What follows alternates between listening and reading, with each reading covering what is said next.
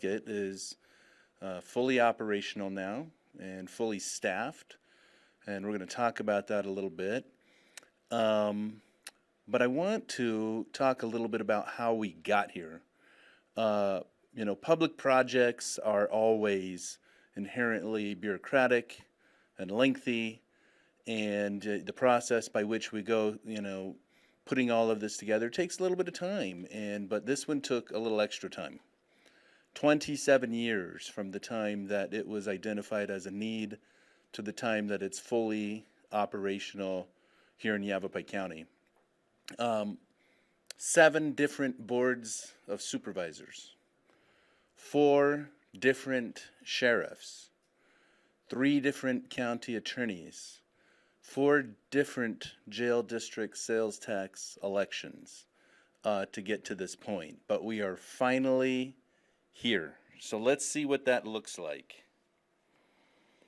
We'll go all the way back. 1979, Yavapai County completed the 95-bed facility on Gurley Street, 255 East Gurley Street, and that was on the 2nd floor. And I actually got to have a conversation with John Olson, who was on the Board of Supervisors of Olson's Grain, on the Board of Supervisors in the 1970s, and he thought that they all thought that the building, there was only 3 of them then, that building on Gurley Street was going to last their entire lifetimes, and it didn't even make it 20 years.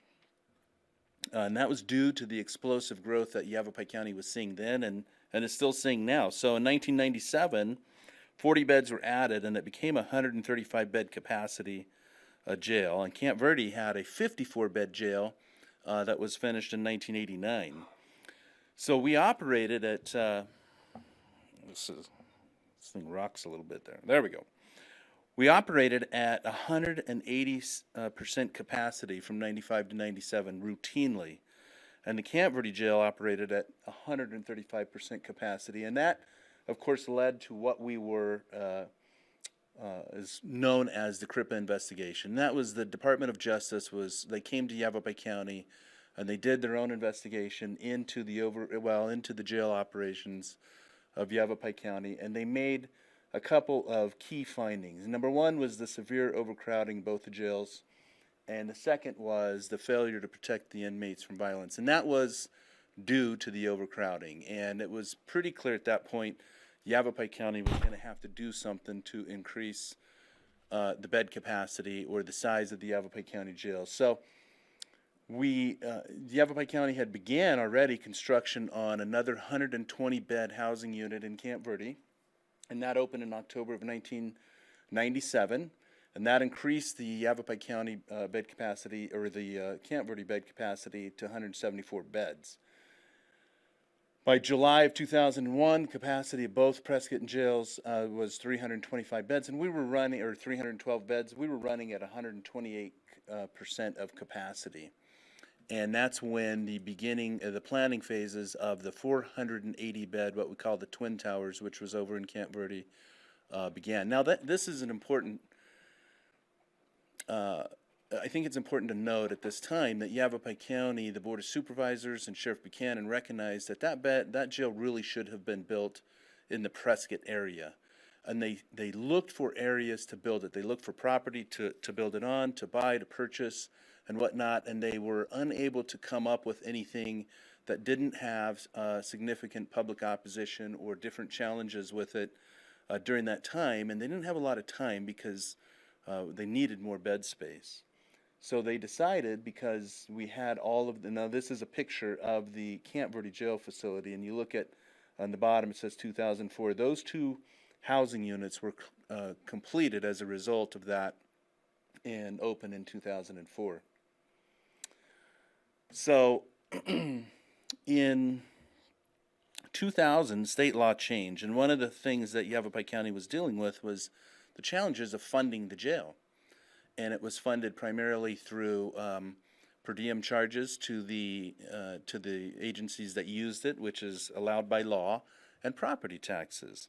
But state law changed, and it allowed either a secondary property tax or the formation of a district that could be funded by either secondary property tax or a half-cent sales tax, up to a half-cent sales tax. And the Yavapai County Board of Supervisors went to the voters and they asked for a quarter-cent jail district sales tax for the operation and increased capacity of the new jail, and it passed. In 2004, the Camp Verde Jail opened, and that was total bed capacity with the infirmary was 600 beds, and that was a big relief. And that's really when things started to get better. But in 2008, the Board of Supervisors requested the voters to increase the jail district sales tax from a quarter-cent to a half-a-cent, and this was due to declining revenues, and this was during the time of the economic downfall, the housing crisis, and that did not pass. To the surprise of no one, that did not pass muster with the voters. In 2009, though, we had to close the Prescott Jail. There was not money to operate it anymore. We weren't able to staff it. Because of the linear design, it required staffing models that were just not tenable anymore. And so we closed that, and that had some pretty serious, or Sheriff Waugh at the time closed it, and that had some pretty serious implications for law enforcement and public safety, because what happened now was all the law enforcement agencies operating out of Prescott, or the western side of Yavapai County, well, everybody in the county, but the western side, had to drive all the way to Camp Verde with people that they had arrested. And it took them off of the road for significant periods of time and out of their communities. The Board of Supervisors and Sheriff Waugh, Sheriff Masher recognized, still that there was going to be a need for a criminal justice facility over in the Prescott area, but it needed to be funded. In 2014, Board of Supervisors decided to ask the voters again. They put a proposition to them and said, hey, we're going to build a criminal justice facility in Prescott. How do you want to pay for it? You want to increase the jail district sales tax by a quarter-cent, or do you want to use property taxes? And the proposition of increasing the jail district sales tax failed. The board moved ahead, and they brought in an independent consultant to do an analysis and make a proposal, and that was a lady named Karen Chin. She was a nationwide expert in corrections and capital improvement. She came in and she made some findings. Number one was that the Camp Verde Jail was at maximum capacity. 65% of the arrests that were happening in Yavapai County were happening over in the Prescott area. And this is important to note because all of the judicial processes were happening over in Prescott area as well, which required the sheriff's office to transport people back and forth. And we bought 3 large buses to do just that. And that was about $2 million a year that was being spent on inmate transport back and forth. So, you would be arrested over in the Prescott area, you come over here, you're housed if you don't bond out right away, or taking you over there to see the judge for all the court appearances. We're using the downtown jail a little bit to hold people during the day, and then taking them down one by one or 2 by 2 down to the courthouse in downtown Prescott. It was a very inefficient model, cost a lot of money, wasn't very secure. People who are in custody are getting out, in front of the families on the courthouse plaza, all these things all the time. And so this was a serious burden. It was very inefficient.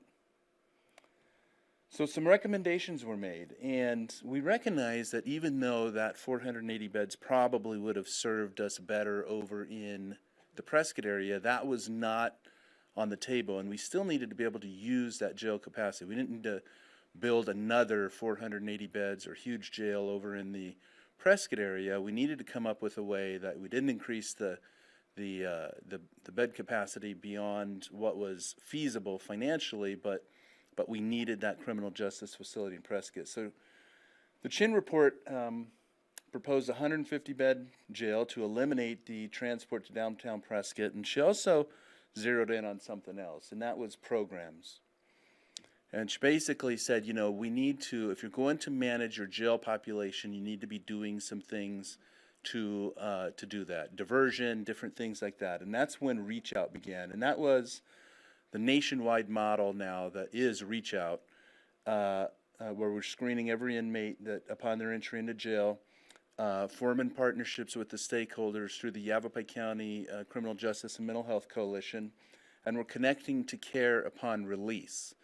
And we began doing that in 2016, and the benefits have been tremendous. One of the the main benefits is the recidivism. We measure that by new criminal acts, and this is of this at-risk population. You're talking about people who are exhibiting signs or that are mentally ill, that are addicted, or they have other risk factors. And the recidivism rate of those people was anywhere between 40 and 50% during that time, and it dropped all the way down to about 17%. Jail bookings were about 10,000 a year. Those are down to about 6,800 on average, and the average daily population decreased. And this is how we have been able to manage jail population and make the community safer using the criminal justice facility. So we still needed the new facility. The Board of Supervisors in 2019 approved a bond and the construction of the criminal justice facility and the co-located connection center. And I think that that's one of the things that's most important or unique about our facility here in Yavapai County and our criminal justice system. They added 156-bed county jail, Superior Court, 2 divisions, and by co-locating them there, that eliminated the transport to downtown Prescott. The transport that is occurring down there is just for very limited trials and out of custody things and some justice court transport, but dramatically decreased it.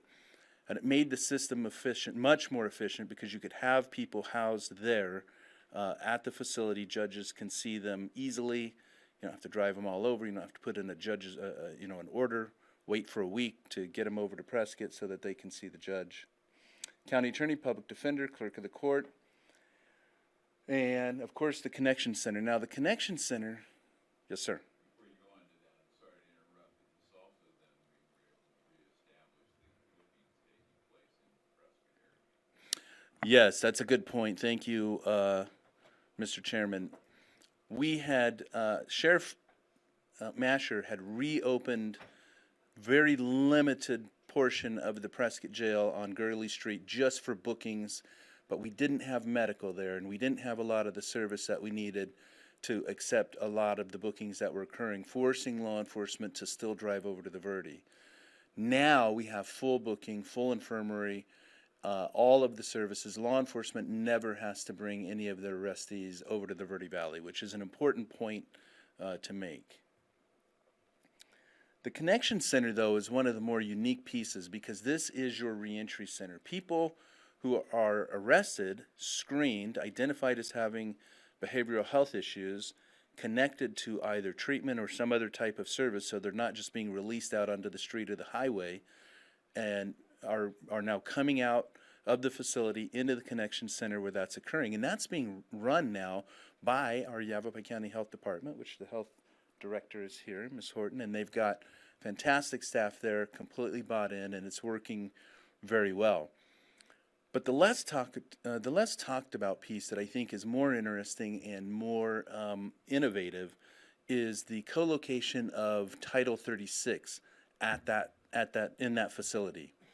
Title 36 is civil commitment, and it's basically if you are found to be a danger or self to others, or there's probable cause that you're a danger or self to others, but you have not committed a crime, you can still be ordered to undergo court, or the court can still order you to undergo treatment.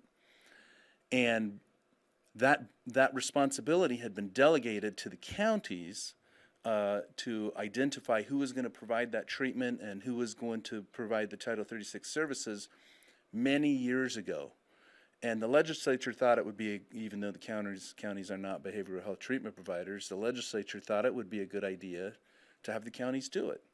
Because, yes, I know, sometimes the decisions that get made, right? Anyways, because it's an adversarial process, meaning the counties already have the defense attorneys and the county attorney and the courts, they said, well, we'll just have the counties have the contract. Well, it was very difficult here in Yavapai County to get treatment providers who wanted to take on that contract because they did not have the facility.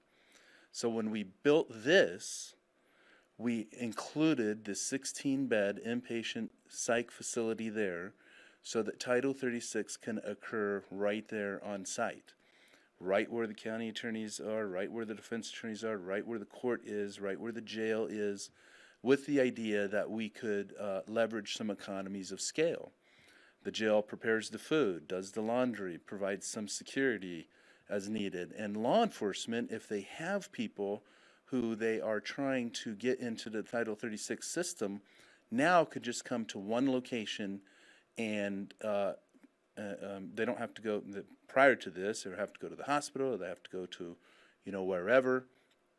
Now they can just come into one location, get back out on the road, and get back to their duties. They don't have to worry about that. And by the county building the inpatient psych facility, it opened the door to many more treatment providers who were willing to take on that contract because they didn't have to provide the facility. Polera Health, who used to be West Yavapai Guidance Clinic and has been in the county for 60, 70 years, is the contracted Title 36 provider. So after in 2022, 2023, I came to the Yavapai County Board of Supervisors, and with the proposed budget increase for the operations of the new criminal justice facility, there was 57 full-time equivalents that we requested. The board approved. As you can see here, the entire increase for the operational costs of the facility was about $5.7 million. One of the things that was to get the facility actually open that was most difficult was recruitment and retention.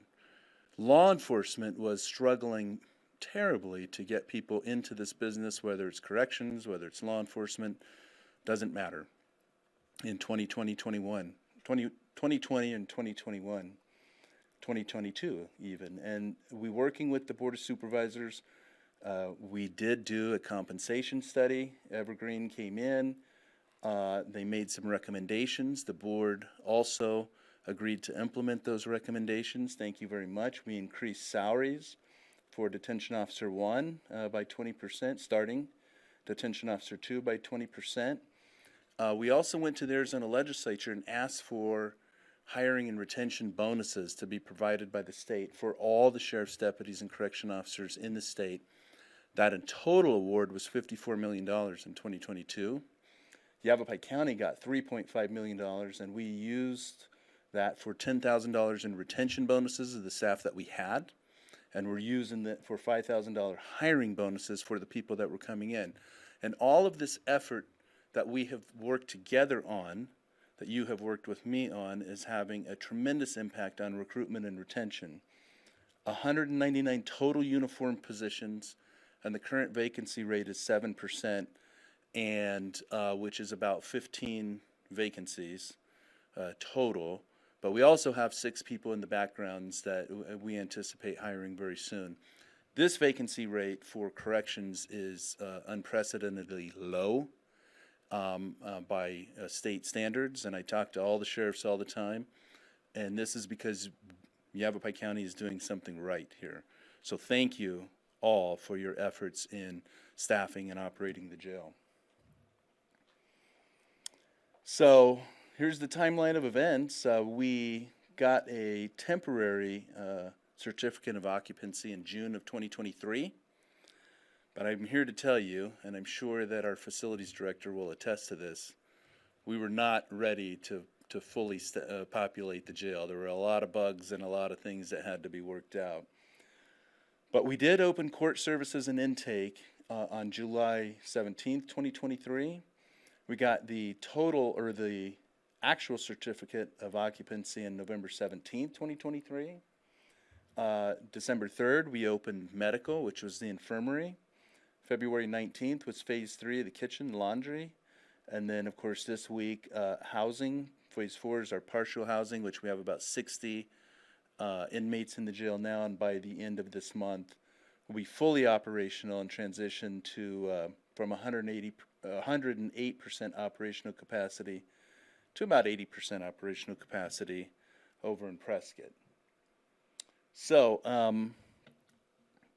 I want to thank the Yavapai County Sheriff's Office staff. We have some of them here today. Commander Brent Kimbrough. We have Captain Eric Stump, Chief Deputy Noonan, and of course Sergeant Warburton, but he doesn't work over in the jail. He's here for other reasons. But I want to thank them for all the work that they did, including all of our recruitment retention personnel, our background investigators, of course the Board of Supervisors, for making this happen. And this was a long time coming. The jail is a symbol of security in the community. I believe that we have the capacity that's needed for a very long time, depending on growth and some other factors. Any questions? One quick one that coming up over this period of time that I was involved in this operation was, question always came up, is if I have 600 beds, how many people can I put in those 600 beds? And Yes, that's a great question. So you have to keep about 10 to 20% vacancy in the facility for two reasons. What we call peaking, which you have different seasons in which you have your capacity is there's more people in jail. Typically August is the top month that people are incarcerated, and December is the lowest month. And then you have classification. The primary housing unit for everybody that's arrested in the county, you have everybody from 18-year-old shoplifters to death penalty homicide cases, and you just can't house everybody in the same locations or in the same cells. And so you need the ability to house people properly according to classification to keep the jail safe. And so, 600 beds over in the Verde Valley, you can have about 500 or so people incarcerated there. Our average daily population is about 530 right now, so it's a little bit high. We will get probably about 150 or so, maybe a few more will be over in Prescott at different times because of court and transfers and whatnot. This is going to allow us to close an entire 120-bed pod over in the Verde Valley, and we're going to be able to move the population of inmates around and go back in and refurbish the jail one pod at a time, because it's, the newest piece of it is 20 years old now. Needs paint, needs some things like that, needs updated.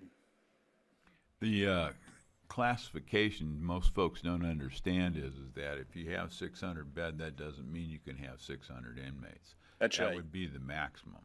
However, in most cases, we have to separate juveniles being held as adults from away from other adults. Then we have sex offenders that have to be kept away from other people. Then you have women, just women, period. And then those who identify as being something other than what they're biologically. And so all of those things have to be taken into consideration, which Yeah, things yeah, no, you're in order right. to deal with. You have protective custody, you have administrative segregation, you've got psychological observation, you've got suicide watch, you've got females, you've got males, you've got felonies, you've got the mental illness, the mentally ill population. You've got all of these different things, and so you need a little bit of space to be able to maneuver people around and keep it safely. You obviously can't put the men and the women together. You can't put, Sheriff Masher said you can't put male inmates and female inmates together because that's how you get little inmates. And so, you need space to do that. Any other questions from the board? Yes, Mr. Chairman. Again, I think you're looking at Prescott being early disposition, and if they're going to be over a certain amount of time incarcerated, they would go to Camp Verde. Yeah, Mr. Chairman, Supervisor Oberg, great question. When we designed the Prescott jail, we designed it as a transfer facility. People are arrested in Prescott, and if they're arrested for a misdemeanor, their average length of stay is about 4 days. If they're arrested for a felony, average length of stay is about 22 days right now. Now, you have to be either indicted or plead guilty. You have to be indicted within 10 days. It has to go to the grand jury within 10 days. If the early disposition court oftentimes is able to resolve those cases through plea agreement prior to 10 days. Those people who are arrested will stay there in Prescott. If they don't get out of jail or they don't plead guilty, then they'll be brought over to the Verde Valley after 14 days or so, and then they'll just be brought back for court appearances until their case is disposed of, which is either release from the Yavapai County Jail or transfer to the Arizona Department of Corrections. My second question is, obviously the expansion was very necessary. Applaud your effort right now to, with closed pod, to start, doing repairs. I think we need to keep that operational. But the other thing too is, with the expansion, there's greater cost. Are we going to be looking at going back and doing another quarter-cent with the voters, additional quarter-cent? Well, I will say this. The operations at the sheriff's office is fully funded, thanks to all of you. And we're not proposing any tax increase of any kind for public safety. Now, I understand that the board has other challenges with the spending cap and the spending limitations and going forward and things that they need to do. And I think that that's a bigger discussion that the board needs to have. And whatever the board proposes to me, I will take a look at it and see how I feel about it, if it's something that I support or not. But we're not proposing any tax increases. I want to be clear about that. Thank you. Appreciate that. Ms. Mallory? Yeah, Sheriff, I just want you to know, and of course all of your department to know, that I appreciate all of you very much. What you do for me, I see as a calling for you guys, because it's a gift. You go out there and you're on the front lines. And so we all sleep good at night because of you and your department. And there's not enough words to say how much I appreciate. Thank you, Supervisor. And I just want to add on, and thank you for your leadership through this whole thing. This has been a very long process, and as you can see, it was very well organized. And keep up the good work, and whatever we can do to help, we support our law enforcement in Yavapai County. So thank you, Sheriff. Thank you very much. Any other questions? Thank you, Sheriff. Appreciate it very much. Been a long 30 years.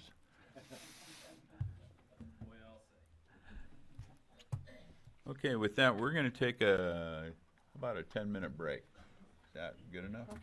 Okay.